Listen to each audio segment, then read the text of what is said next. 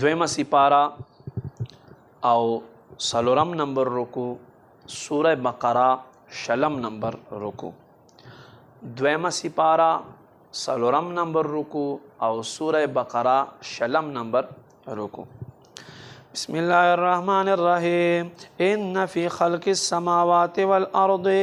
بشک په پیدایش د اسمانونو او د زمکو کې واختلاف الليل والنهار په بدل د شپو او ورځو کې والفلک التي او کشته هغه تجری چروانه فی البحر په دریابونو کې بما پاغس سره ينفع الناس چې خلق له فائدې ورکوي وما او اغس انزل الله چې الله نازل کړي من السماء الى اسمان مما عند ابونا فاحيا به الارض بعد موتها پس پدې سره زمکه مړ کې دان آباد را ژوند کړه وبث فيها من كل دابه او پدې کې خوار ورګ زول هر قسم چاو پایان و تصریف الرياح او تاویدل ګرځیدل د هواګانو والسحاب المسخر او هغه چې اورېزې پابند کړل شوی دی بین السماء والارض پمایز د اسمانونو او د زمکو کې لآیات ضرور نخذ لقوم یعقلون او قوم لره چې په لري ومن الناس او د خلقنا من يتخذ من دون الله اندادا اغا خلق چې الله نه علاوه شریکان ګرځوي يحبونهم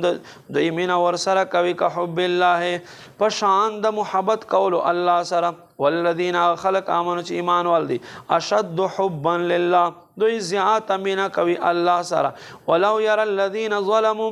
او هر کله چې وګوري خلق چې ظالمان دي اذ يرون العذاب هر کله چې دوی قتل کوي د عذاب ان القوه لله جميعا بشک زور ټول الله لره دی وان الله بشک الله شدید العذاب سخت عذاب ولده اذ تبرأ الذين اتبعوا من الذين اتبعوا هر کله چې بیزاری اختیار کی هغه پیشواګان د هغه خلقونه چا چې تابعداري کول ورا العذاب او دی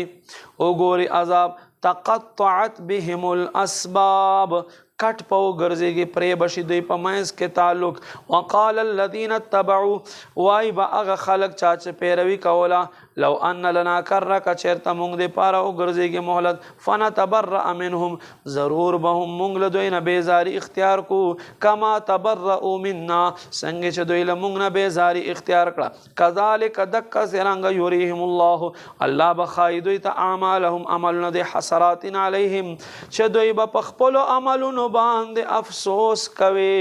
وما هم بخارجین من النار او دیل اور نراوتن کی ندی